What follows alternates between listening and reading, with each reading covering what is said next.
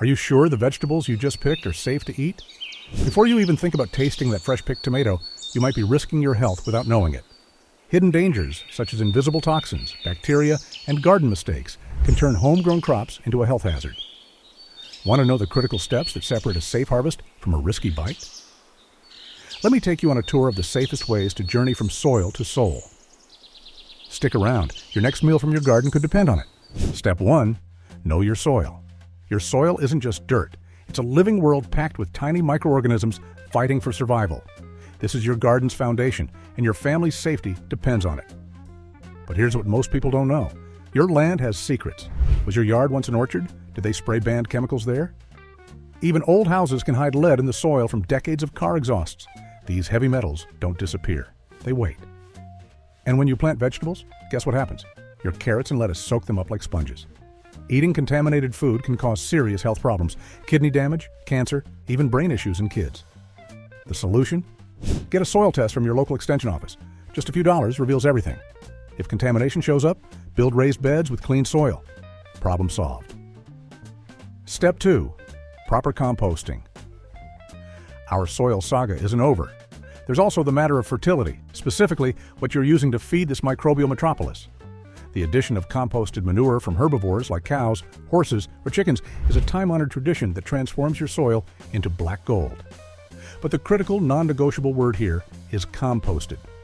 A proper hot compost pile is a biological inferno, reaching temperatures of 130 degrees Fahrenheit to 160 degrees Fahrenheit, effectively pasteurizing the material and annihilating dangerous human pathogens like E. coli and salmonella that might be present.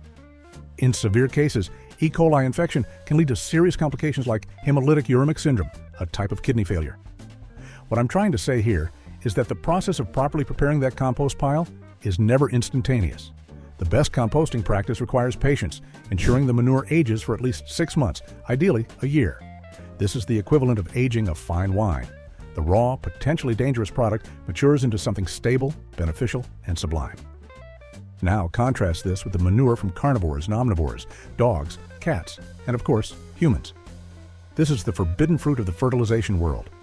These manures can harbor parasites like toxoplasmosis and roundworm, which are far more resilient and specifically dangerous to humans.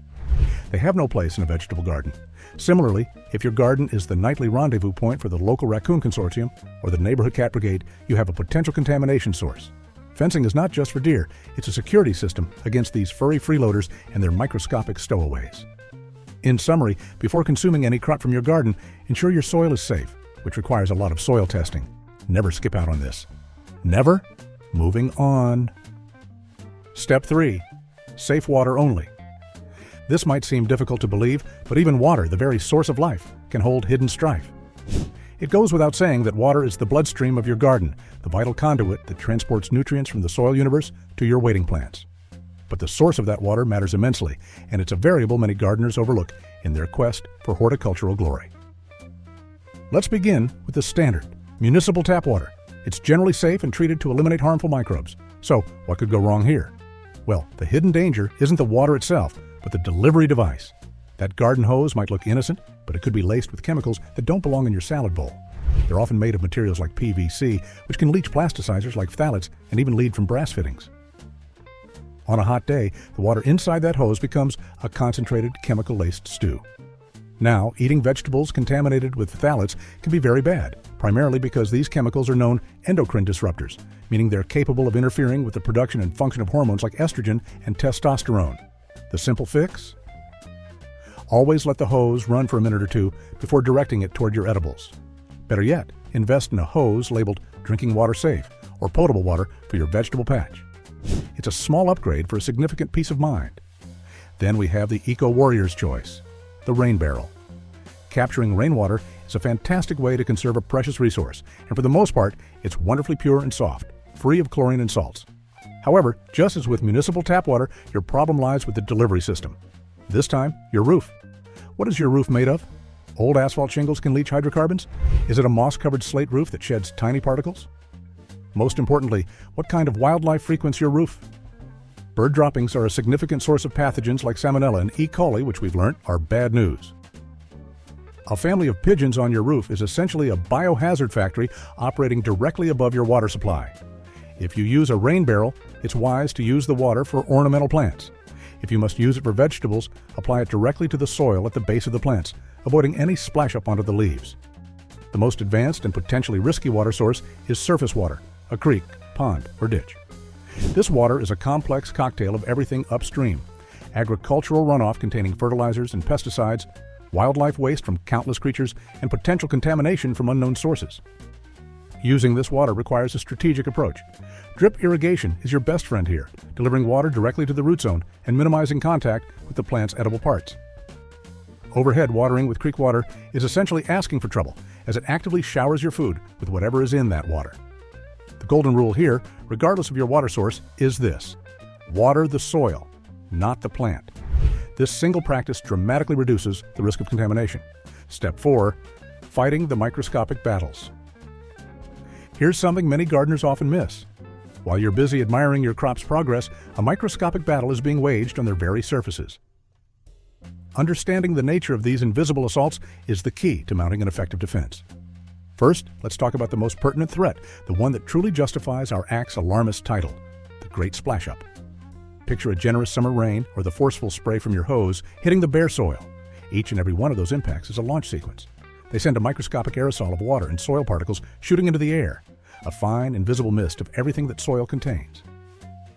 This mist is a commuter shuttle for microbes, and its destination is, you guessed it, the broad, welcoming leaves of your low-lying crops, your lettuce, spinach, and kale. Now, this could mean absolutely nothing, but if your soil contains any of the pathogens we've discussed, from E. coli to parasitic eggs, they have just been granted a first-class airborne ticket to the surface of your future lunch. This is why a head of lettuce can look perfectly clean to the naked eye while hosting a bustling metropolis of microscopic stowaways. So yeah, it's not about the visible dirt, it's about the invisible hitchhikers that got there by splashing their way out of the soil and onto your dinner plate. This is the fundamental reason why low-growing leafy greens are considered the highest risk category in the garden. Simultaneously, there is the ever-present fungal frontier. The world of fungi is a kingdom of its own, with both benevolent allies and nefarious villains. Let's be clear, most fungi are essential decomposers and partners. The heroic mycorrhizal fungi, for instance, form a vast underground network that acts as a root extension service, helping your plants absorb water and nutrients in exchange for sugars. They are the silent, benevolent partners in your garden's success. But then you have the villains, the opportunists who see your plants as a free lunch. Powdery mildew, that ghostly white dusting on your zucchini and squash leaves, is like that obnoxious cousin who shows up uninvited. It's mostly an aesthetic issue and a stressor to the plant, draining its resources and blocking sunlight. While a small amount won't typically cause serious harm, it's best not to make a habit of consuming it. More serious are the various blights and rots. If a tomato has a large, black, sunken spot, it's most likely hosting a fungal party you do not want to be a part of. The same goes for a zucchini that's gone soft and fuzzy with mold, or a potato that's turned into a mushy, brown mess. These are active sites of decay, and many of these fungi produce compounds called mycotoxins as metabolic byproducts. The rule here is one of surgical removal and common sense. If a small part of a firm, robust fruit, such as a tomato or pepper, is affected, you can cut it out with a generous 1-inch margin of healthy tissue. But if the rot is extensive, the fruit is soft, or you see any fuzzy growth, it belongs in the compost bin, not your stomach. Do not mistake the natural process of decay for something inherently safe to eat. Our goal is to enjoy the fruits of our labor, not the mold of our fruits. Step 5. Proper harvesting methods.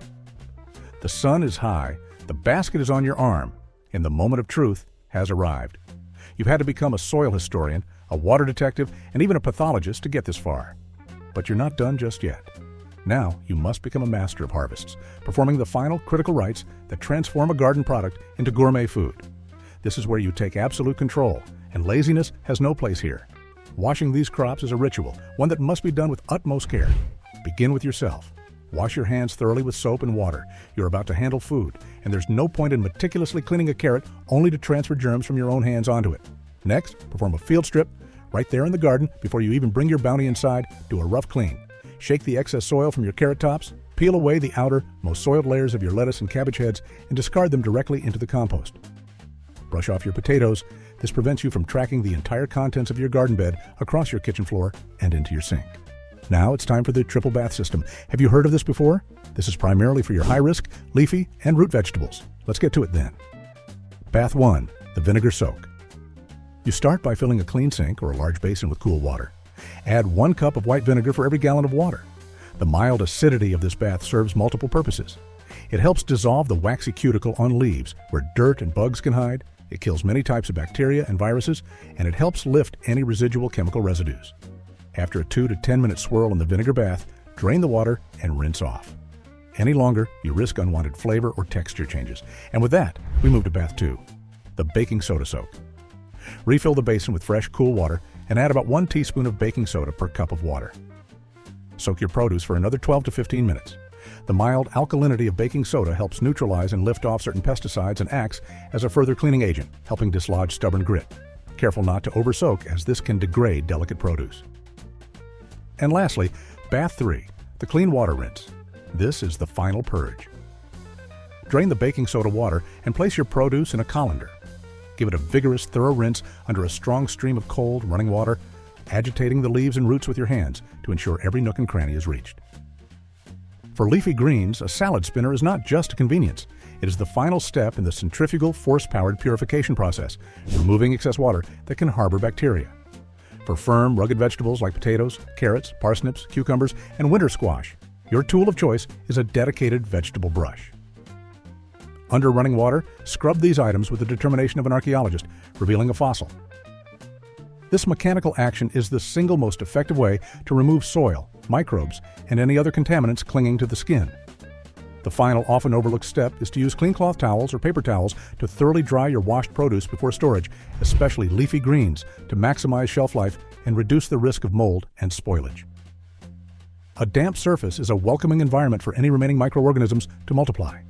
A dry surface is a hostile, barren desert for them. This step is crucial for the produce you plan to store, as moisture accelerates decay. But wait! I hear the older gardeners cry, "A little dirt builds the immune system." There is a speck of truth here, but even that is buried under a mountain of context. A little soil, the mineral and organic matter, is unlikely to hurt a healthy adult and may indeed expose you to beneficial environmental microbes. However, a little contaminated soil is a Russian roulette of pathogens. The goal of this entire elaborate process is not to create a sterile, laboratory-grade product. It is to practice intelligent, risk-based mitigation. You are drastically reducing the probability of encountering a harmful microbe, transforming your harvest from a potential hazard into a certain triumph. Step 6. Storage strategies. The performance is almost over. Your crops are clean, dry, and ready to fuel your soul. But what if that isn't happening anytime soon? Here is where the true artisans separate themselves from the amateurs. Improper storage is the silent saboteur, the villain that can undo all your meticulous work in the final act. It turns crisp into limp, sweet into sour, and triumph into tragedy. Fear not, though. We are about to become master archivists for our garden's precious library. Now let's assign our clean, dry produce to their proper exhibits, starting with the leafy greens and herbs. These are the delicate divas. It could quickly go wrong with these guys. You've washed them. They are perfect. Now, do not betray them with a sealed plastic bag. Instead, treat them like the royalty they are. Line a glass or plastic container with a clean, dry paper towel. Place your dry greens inside, then top with another paper towel. The paper acts as a moisture-wicking bodyguard, absorbing any stray droplets that dare to threaten the crispness. Close the lid, but not with a death grip. Just a gentle snap will do. For tender herbs like cilantro, parsley, and basil, trim the ends. Place them in a glass of water like flowers in a vase, and loosely cover the top with a plastic bag. Store this makeshift terrarium in the fridge. For woody herbs like rosemary, thyme, and oregano, wrap them loosely in a slightly damp paper towel, then place them in a bag in the high humidity drawer. They're much harder. For root vegetables, carrots, beets, radishes, parsnips, these are the stoics of the garden, meaning they are built for longevity, but only if you play by their rules. The number 1 rule: cut the greens off. Those beautiful leafy tops are not a handle. They are a moisture-siphoning straw, drawing water and sweetness from the root and leaving you with a limp, sad carrot. Give them a twist and a chop, about an inch from the top. As for the roots, store them in a perforated plastic bag or a loosely tied grocery bag and toss them into a high humidity drawer. They like it cold and damp, just like their natural underground habitat. This method can keep them crisp for weeks. Now, let's talk about your fruits. Here's the thing with fruits. Some of them emit an odorless, harmless, but powerful gas called ethylene. It's a ripening hormone. Your fruits are extremely sensitive to it, and they will spoil faster in its presence. Apples, avocados, ripe bananas, tomatoes, melons, and pears are always easily affected by ethylene. The solution? Keep them in the low humidity drawer, or better yet, if they need further ripening, on the counter. It's that easy. Also, practice some social distancing with other vegetables, like leafy greens, carrots, broccoli, peppers, and even unripe bananas, because the ethylene released by your fruits could make them yellow, wilt, rot, or become bitter. You wouldn't want that. Step 7. The deadly doppelgangers. Here's a special and deadly serious note that must be made for the forager's folly. Never, ever eat anything from your garden that you did not intentionally plant, unless you are absolutely, unequivocally, 1000% certain of its identity. Nature is full of deadly doppelgangers. That lovely Queen Anne's lace look-alike could be poison hemlock, the plant that killed Socrates. That patch of wild onions could be death commas. The green or yellow fruits of horse nettle and the small berries of bittersweet nightshade can be mistaken for wild tomatoes or other edible berries. Seeds blow in, birds drop them, and volunteers pop up. This is the one area where joviality ends and sober responsibility begins. When in doubt, yank it out. Always make sure you know what's on your plate. After this epic journey through the unseen worlds of your garden, what is the final takeaway?